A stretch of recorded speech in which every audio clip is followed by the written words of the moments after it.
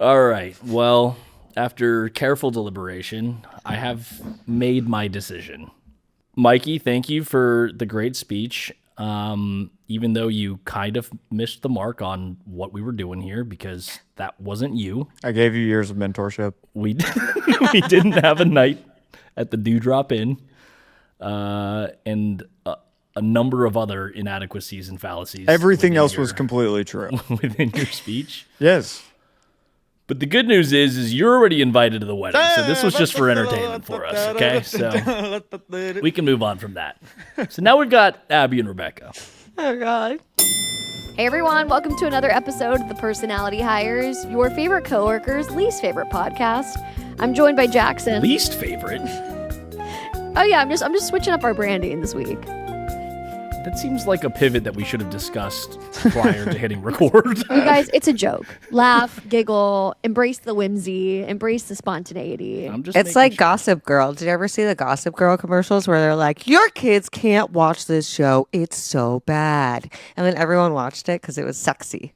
It was so sexy. I don't remember that. I did watch all of Gossip Girl, though. You guys bring up Gossip Girl so much. It's insanity. It's iconic. Before the days of unlimited TV shows like we have now, there was Gossip Girl and there was iCarly, and that was basically it. I know Radio Rebel, and that's it. What is Gossip Girl? Says Gossip Girl. Mikey literally would be Gossip Girl in this group. Yeah, he is the Dan Humphrey of this group. Ouch. So does that make Jackson's Chuck? Blair. No, Jackson's Blair. Excuse me? Jackson's Blair. Abby's Chuck?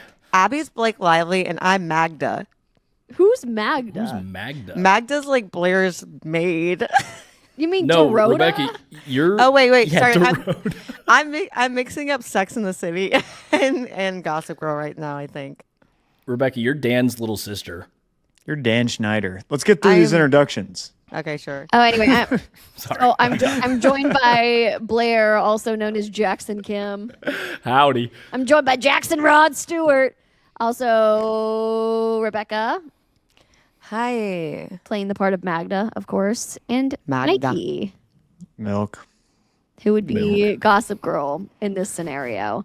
And last week, we had a story from a listener, which, by the way, if you want to send us any of your office drama, any hot gossip from your office that you want to share with us, you can email us at personalityhirespodcast@gmail.com, or you can send us a DM on Instagram at personalityhirespodcast.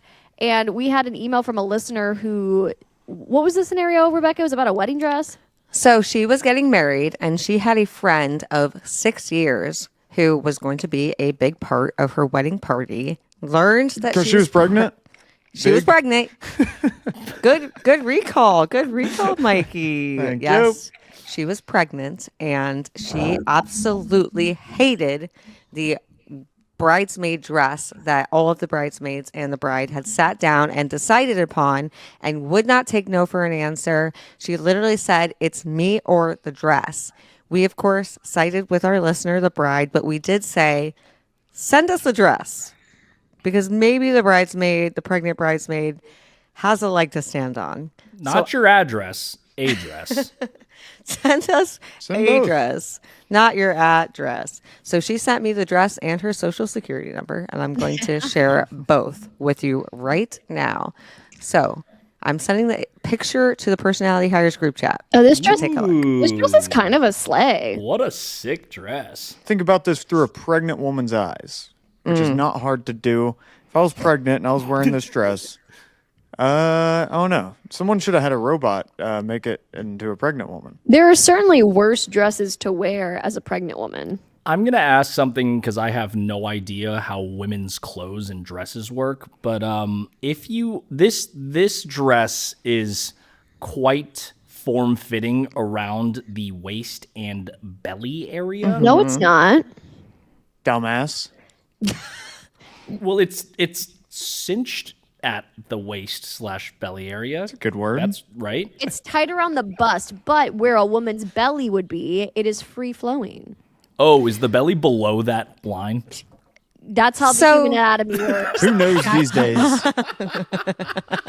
It's 2026. The belly is wherever we want it to be. Okay, now that I see that, that makes total sense. A pregnant lady could wear this. But I'm kind of with you, Jackson, because not every pregnant woman's body sits the same. Sometimes your belly actually is like a lot higher on, like it's like right below your bosom. So this dress might actually be a total nightmare to wear as a pregnant person, because then it would just literally push out the entire dress and you wouldn't really be able to wear it in a way that's flattering or fits your body. I understand being pregnant and looking at this and thinking like, no way, that's not going on my body. But also if it depends on the belly. If the belly sat lower, then this would actually be really cute and kind of whimsical.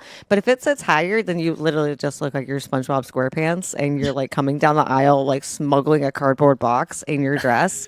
And no one wants to look like that on their best friend's wedding. I will defend this dress. I think there's a good reason to be pregnant and wear this dress. Your stomach will push out some of those curtains a good foot or two, and that will prevent you from stepping on the front of your dress and tripping. So it's a safe dress. Yeah. Thank you, Mikey, an advocate for women everywhere. So Logistically nice. Lovely. Logistically, yes. let's go under the assumption that she does have a tall pregnancy belly. Tall belly, yeah. Yes, which means that this dress would in fact be quite difficult to manage for the sake of the story, because she refused to wear it, so that would make sense, right? I mean, I can't imagine wearing like any sort of corsetry at all if I was pregnant. That sounds like a literal nightmare on earth. But this kind of dress, it's not like a very unique dress. So it seems like you'd be able to find something that has basically the same vibe, but would fit a pregnant body a little bit better. But you have to like make those decisions quickly because it sounds like the wedding's coming up. As a current bridesmaid, this is not a dress I would go to war over in terms of my friendship, because there are plenty of battles to be had in the wedding planning process. The dress is one of those things where you just suck it up as long as it's not too expensive and it doesn't make you look like a streetwalker walking down the aisle. Pregnant streetwalker, pregnant hooker. streetwalker, People pay extra for that. Yes. It's a pretty dress, though. I like it. The color's very pretty. It is very flattering on all/most complexions, and I like how it looks. Do we remember why the pregnant bridesmaid didn't want to wear this? Did she give like a valid reason? She didn't say any specifics. I think she just said, like, that's not going on my body. I can't wear that. And she didn't even try it on. Like, she hadn't even ordered it to try it on. What was the conclusion of the email? She just refused to, and then like wasn't a bridesmaid anymore, and that was it. She They had just haven't ghosted her. talked. Yeah, they hadn't talked because of this whole dress thing. Because she said it's either the dress or me. Yikes. That's crazy. I like that this lady stands on her own 10 toes and she says, I'm not going in any dumbass dress anytime soon. So forget it. I'm not going to the wedding. I'm pregnant. I don't want to be there. So Yeah. good on her. How about that? Okay. That's fair. Honestly, hormones. We love a woman who stands up for herself. She advocates for her well-being. Yeah, it's confusing which side we're on, but we're thankful to the listener for sending us this email, and the dress was very pretty. I think we solved it. I think she is good to go.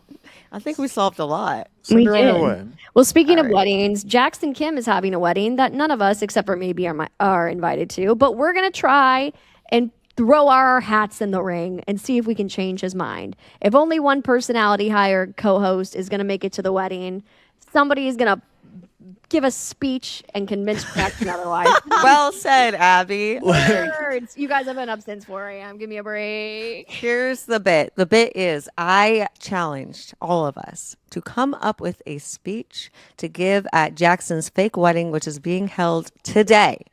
Jackson, as the groom and on his special day, gets to decide which speech that we are about to give is his favorite. And his favorite will immediately, in the mail, receive an invitation to his upcoming wedding. Is this a Verbal binding contract. Yeah, I was Verbal gonna contract say. signed is by real. Jackson Kim. This is very real. Okay, all right. Pressure is on because this wedding is going to be one for the ages. Okay, there's going to be articles written about it in the paper. So I hope that you guys did not haphazardly put these speeches together, gave it your all, made it come from the heart, and the most important part is that you had fun with it. So I'm ready. Jackson, I think you should pick the order, maybe. You think so? You think that's a good idea? I call. want to hear. You know what, Rebecca? This was your idea in the first place. I want you to go first. And I get then to it's go going to be first. Abby, and then we're going to finish with Mikey. Okay. Okay. I think that's fair. All right. Closer. I'm a Let me closer. swig my water. It's a good sign. Worst for last. All right. I have a speech, and I also have a poem prepared by Kyle.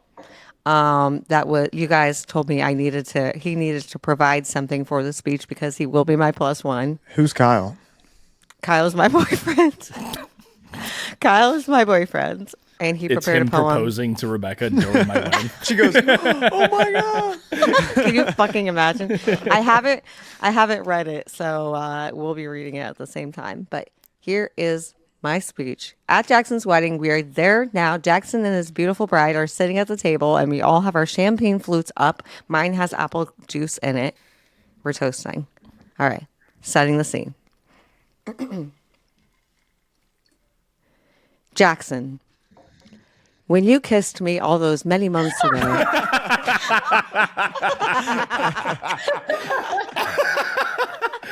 Okay. All right. Hot start. Excuse me. Jackson, when you kissed me all those many months ago, I knew you would be the perfect husband. Of course, I mean to my fellow sister in bisexuality, your beautiful bride. The kiss was soft and tender. You pulled away in fear at my advances, in a manner appropriate for a man who was soon to be engaged to someone else. On this auspicious day, I remember that kiss. Not only for comedic reasons to serve this speech, but it genuinely reminds me that behind your corporate frat star finance bro personality, mixed with your often confusing bodega baddie speech patterns, you're a great guy. You have always been abundantly compassionate, helpful, and friendly, always ready to lend an ear or a mouth to listen to me complain. You're really doubling down on that. Or chat shit to get through the day-to-day of our former job. I remember the first day we really met at Music Midtown when you introduced me to your then girlfriend and turned to her to yell, "She's bisexual!" when you thought I was out of earshot. I remain bisexual to this day, in spite of the allegations. And as a member of the community, I want to personally thank you, but mostly your fiance, for furthering the bisexual woman agenda and marrying a straight man. In honor of your nuptials, I've come up with some wedding hashtags for this special day, and I will share them now. I'm excited. There are 4. Hashtag Kim, you believe she said yes? That's good. All right. Very Okay. good. Yep. Hashtag to be Kim one. Oh, very religious. Yeah. of you. Oh. All right. Yeah. All right. One. Hashtag take me to Kim Town. Is that like Pound Town, but Kim Town? Take me to Kim Town. All right, here's the final one. Hashtag kimchi fried rice. I hope you don't get married twice. Hey, that's a real good one. All right. Nicely done. That ends my speech. And I do have the poem. All right, hold on. The podcast is great. We like to have fun. If Rebecca's speech wins, she'll need a +1. Kyle. Very good. Oh, Wow. what beautiful words from Kyle. Dr. Seuss. Clap, Ooh. clap, clap, clap, clap, clap, clap. Everyone's clapping. Jackson's crying. Jackson's sobbing. Cheers. Aren't you supposed to say like cheers? Yeah, she didn't cheers. Yeah. It's a Well, it's hard toast, because right? I ended it with a poem. Okay. You can't end with a poem and then cheers. Okay, cheers, everyone. Cheers. Cheers. Cheers. Any immediate thoughts?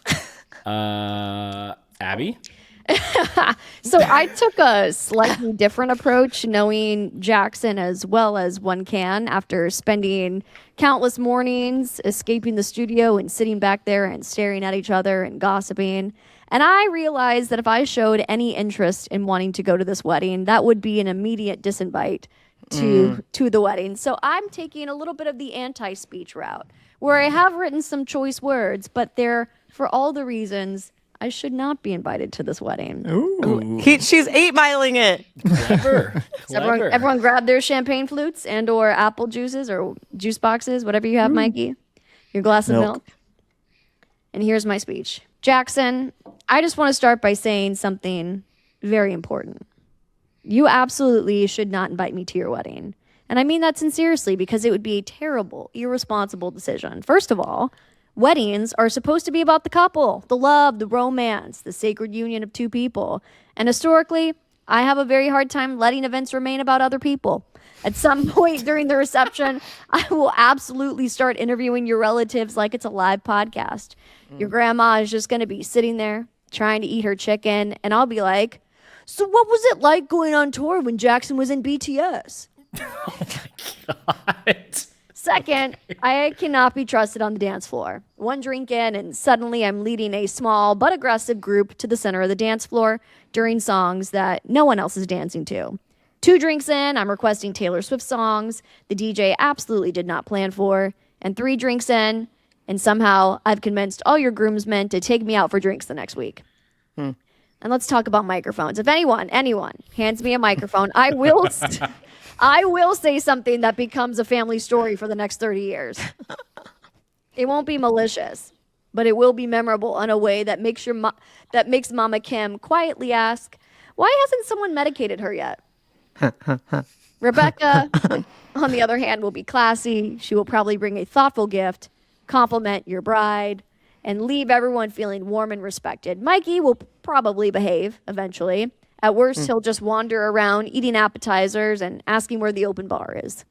But me, I bring unpredictability. I bring chaos. I bring the very real possibility that the night ends with me bonding with your uncle and convincing half the wedding party to go to a secondary location.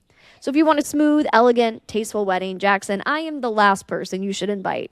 But honestly, I think that's why we both know you should. Cheers to the happy couple. Hey, a lot of that sounded pretty good. That sounded like some good reasons to bring her, right?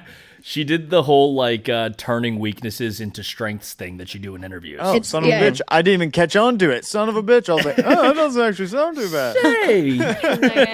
It's reverse psychology. All right. Well done. And last but not least, Mikey, take it away. Hold on one moment, please. Wait, fuck.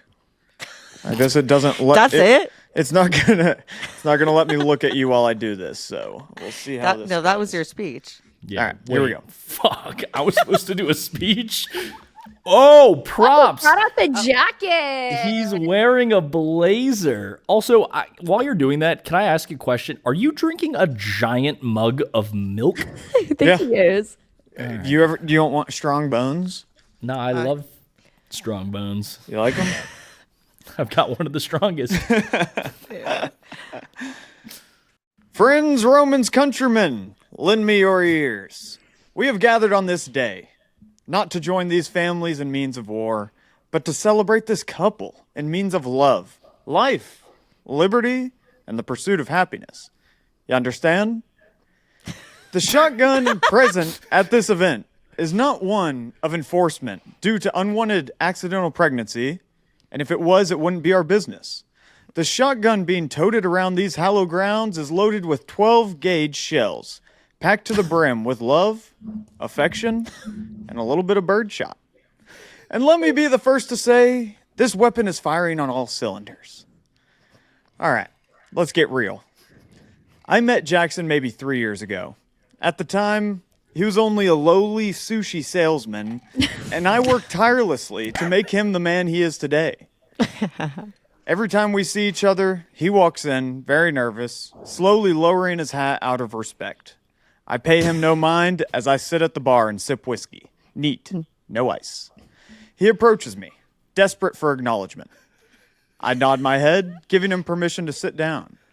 He knows me well enough to know not to sit in the chair directly next to me, but one more down so it's not gay.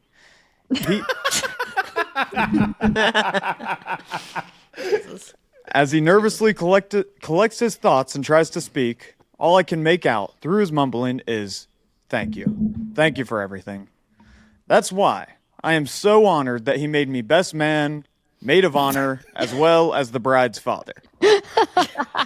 I also get to be all the ushers, by the way. It's a lot of responsibility, Mikey. Are You get to be everything. Are I you can paying handle for it. this wedding too? I'm the man for it." Jackson's always been very forthright about the fact that he's modeled his relationship after mine. He did his best. Not bad. Didn't really nail it, but it'll work out. My mind seems to wander back to the Windy City, Chicago, Illinois, at the Dewdrop Inn. I told him, I said, "Jackson, now you listen here, boy. You got a good gal on your hands. You don't mess that up, boy. You only get four chances a year. You see, a lot of people will tell you that you only get one chance. That's actually not true. There's a little bit of wiggle room." So I told him, I says, "You only get 4 or 5 chances a year." And just the look on his face, you could just tell he was so happy to have a mentor like me around. You know me, I got up, did a little jig, and he was so jealous. He just really wishes he could dance like me. I'll wrap this thing up in a second. I see Aunt Veronica back there. Looks like her drink's getting a little low, so I might saddle up and see if I can help her through anything. I hear her life is in complete disarray.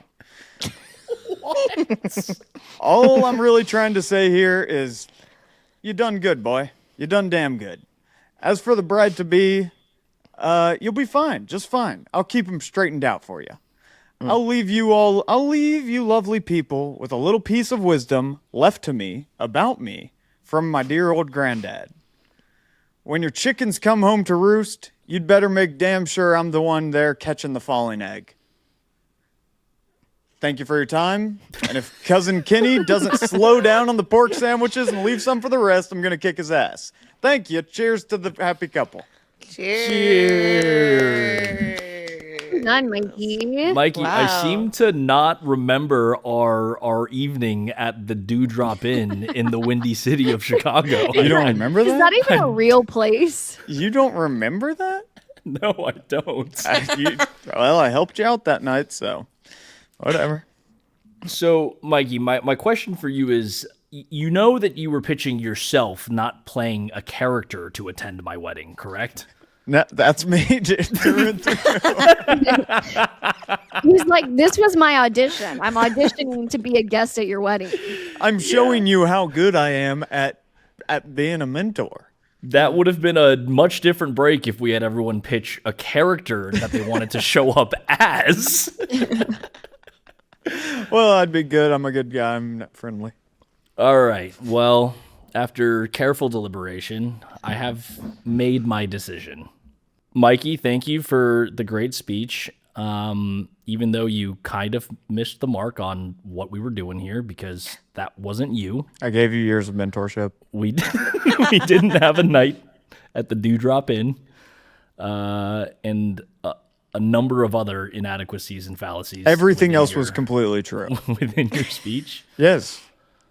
But the good news is you're already invited to the wedding, so this was just for entertainment for us, okay? So we can move on from that. So now we've got Abby and Rebecca. Oh, God. Rebecca, Yes. I appreciate your speech. Thank you.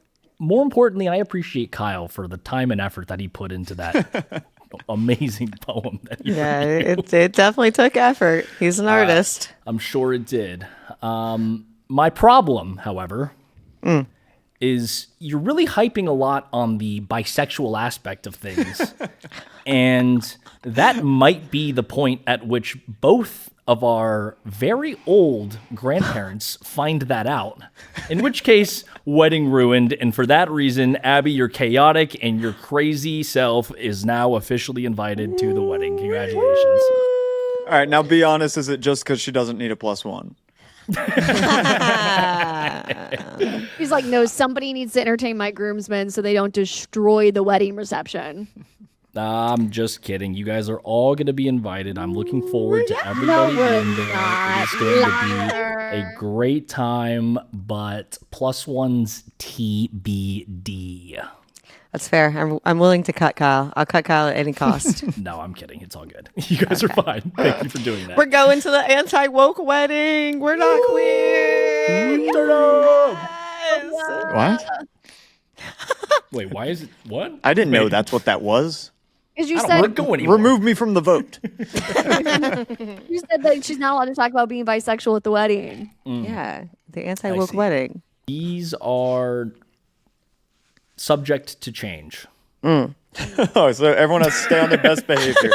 Is this like a hangman situation where like Would- we get a certain amount of chances, 3 to 40 a year, as Mikey said?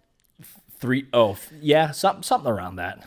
I heard that you had an important conversation at the Dewberry Inn or whatever. Yeah. Did you drop Do in? pig? No, we went to the Dewberry in Oregon. That one I do remember. That's where I taught him how to rope a cattle. One cattle. All right. Can I tell you guys a story that happened to me this week? You can. This is a quite a conundrum. I was called a coward this weekend. You were called that to your face? Yeah, by somebody very close to me. Okay. Color me intrigued. So everybody celebrated St. Patrick's Day on Saturday. So you walk through Piedmont Park, you walk through any part of Atlanta, it was packed out. There was people out the wazoo. It was craziness. It was too much. It was actually, I'm not doing it again. It's too many people. But I get together with a couple of friends and the lady, and we all go over to Painted Park, which is one of the series of painted places around Atlanta. I don't really understand it, but there's a bunch of painted stuff. This is a bar. And outside of Painted Park, they have an outside bar. So picture a big patio area that is just packed in with people. You get let in the door, and then like basically immediately you're standing in line to get to the bar, which is like, it's going to be like a 15-minute wait. Or you can just pass by it and go hang out somewhere else. So we get through our first drinks, and it's time for the second. By the way, you guys want to take a stab at what I might have been drinking this day? Mick Ultra, Miller Lite. Nope. Something I had a green. Miller Lite. I got two. Guinness. I got Miller and something else. Is Not it Guinness. a cocktail or a beer? It's a cocktail, but I did have my first Guinness this weekend. No thoughts. I believe that. You were sipping on a cocktail. A pickleback. Nope. I feel like it's was it a whiskey cocktail? No. Tequila Tequila. cocktail. I don't know. Depends on how you Clear. make it. Probably, yeah. Long Island iced tea. No. Oh, Espresso martini. It doesn't have to just be ice and liquid. was it green? It was not. It was next to an almost green thing. All right. How about this? Here's a hint. This is maybe one of the quintessential gay drinks. Gay drinks. Yeah. Appletini. No. Sex on the beach. No. Cosmopolitan. No. All right. The other hint was it doesn't have to just be liquid and ice. It can be a mixture. So like a slushy? Cock and balls. Cock and balls. Yes. Yes, Rebecca. Slushy. Oh, a pina colada. Close. Right next to Margarita. it. Frozen marg. No. A mojito. Mai Tai. Come on, guys. Get in there. Sangria. A daiquiri. Yes. Thank you. What flavor? Strawberry. Yes. God damn, everybody. Is daiquiri Is a gay? quintessential gay drink? I would believe so. Abby, imagine a man goes on you go get drinks with a man, and the man orders a strawberry daiquiri. I have. Did I go out with And- a gay man? Yes. You always think every man is gay, and you don't think the man who ordered the strawberry daiquiri was gay? It's like the straightest guy I ever met. I was looking for reasons to believe he was straight. On second thought, when he kissed that guy on the way out, I was a little hesitant, but no, I'm not ready for that. I was like, heaven forbid a white boy catch a little whimsy. So we had gotten through our first round, and then we're like, all right, let's have one more here. And then I'm basically already at the end of my rope. It's like just overwhelming. Too many people, too much going on. We're watching the bouncer, and it's just like, that's a stressful job. How deep into your day are you at this point? Are you already drunk and this is like your third stop of the day? No, I am probably as hungover as I've ever been in my life. Oh, God. Yeah. That sounds horrible. Didn't get to sleep till like 4 a.m. the night before. Didn't get like home till 4 a.m. the night before. Yeah. Then I had to get up and go to St. Patrick's Day on the Beltline, and that was hell. Like, I think perfectly minded, I probably would have had trouble here. But yeah, bad situation. So we finish our first round. We get back into line, which has now grown exponentially longer. So picture there's a tree in the middle. There's a bar over here. The actual line is going from the bar kind of around the right side of the tree. We get about halfway through the line, and a man and his little lady start creeping their way up on the other side of the tree. And behind them, other people just start lining up because it's like, oh, there's two lines. It's a zipper effect. It's not, but I could see how everyone else behind them would think of that. But they knew it. They knew exactly what they were doing, but they were trying to edge their way in exactly where me, my girlfriend, and my one friend are standing.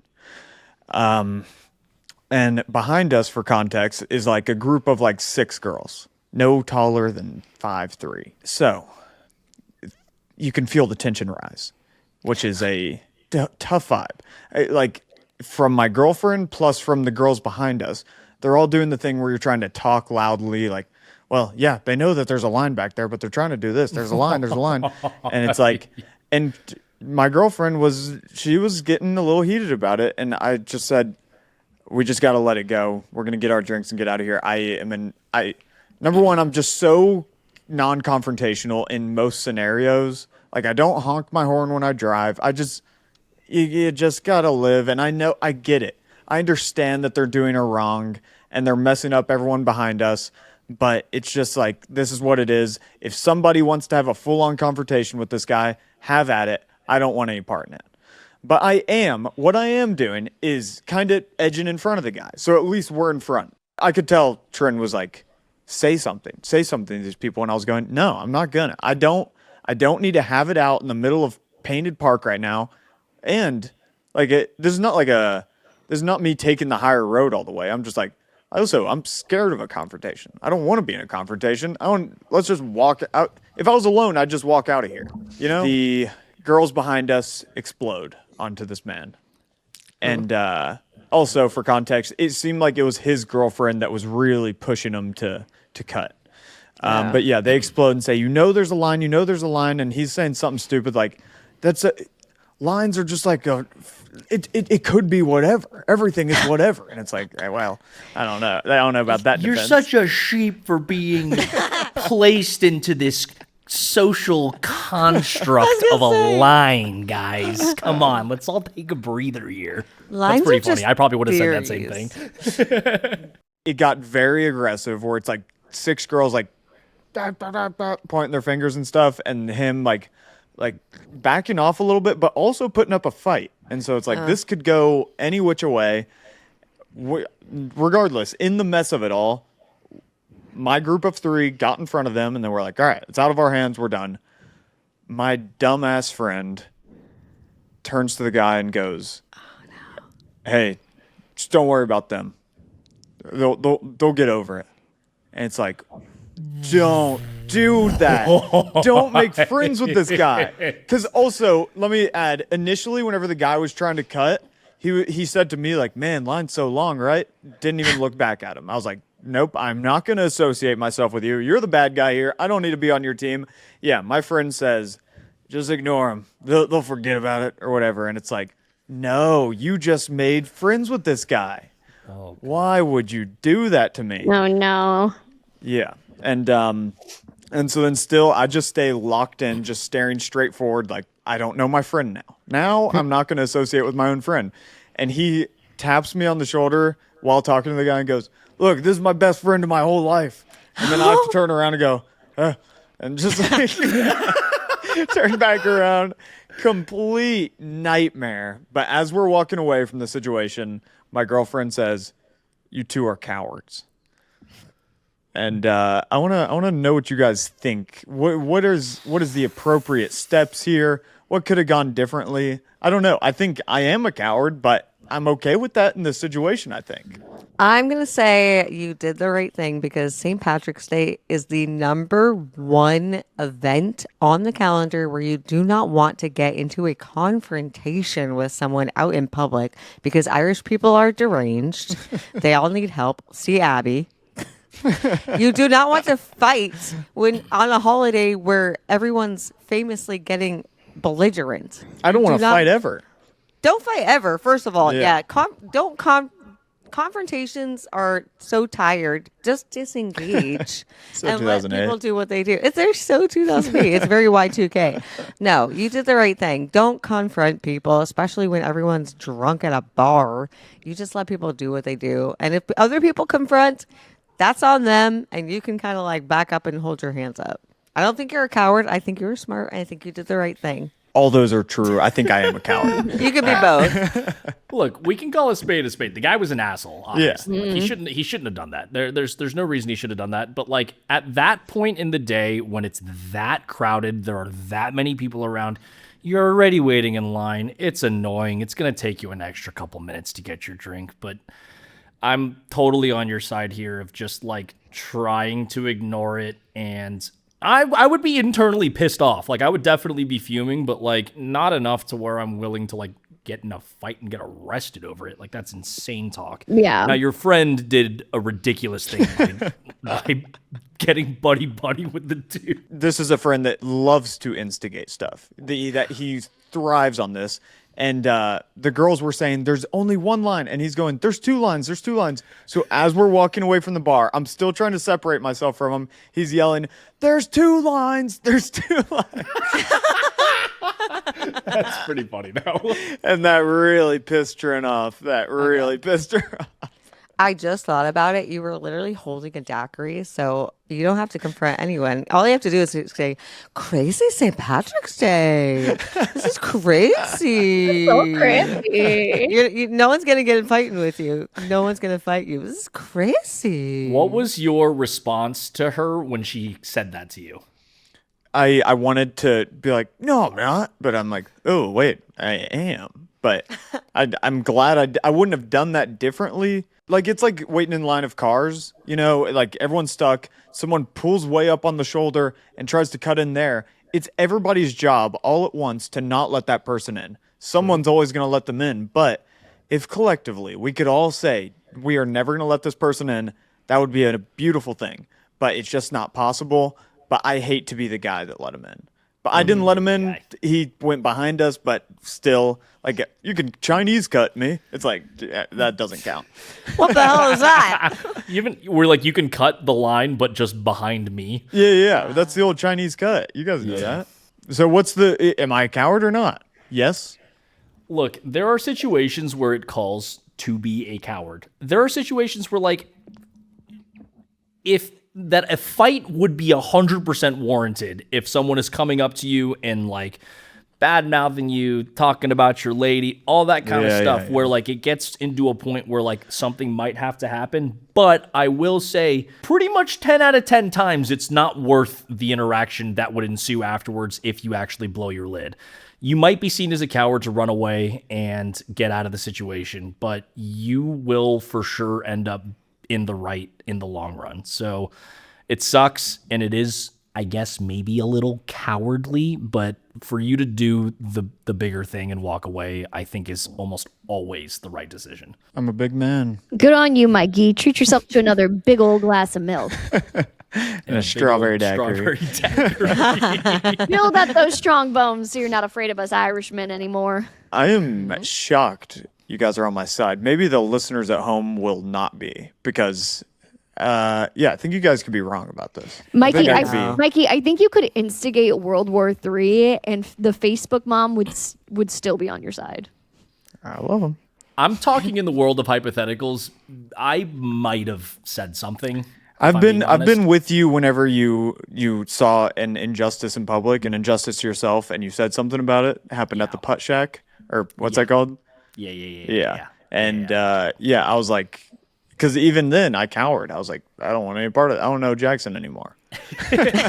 I'll say something, but like if someone's willing to like actually get into a legitimate fight about it, then I'm not gonna go through with that. But I'll say something. Also, a security guard came up to him during that whole thing and said, "Hey, we're getting word that you've been touching people, or no, putting your hands on people." And he goes, "Oh, I haven't." And then the guy's like, "All right." Damn it, my twin's at it again. I'll get him in check, I promise. Well, thanks, guys, for tuning in to another episode of The Personality Hires. As always, we post every Wednesday at early in the morning. Or at some point in the morning.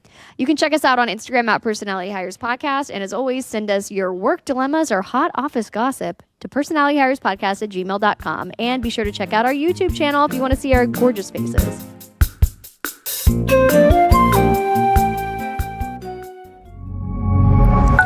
Pioneer.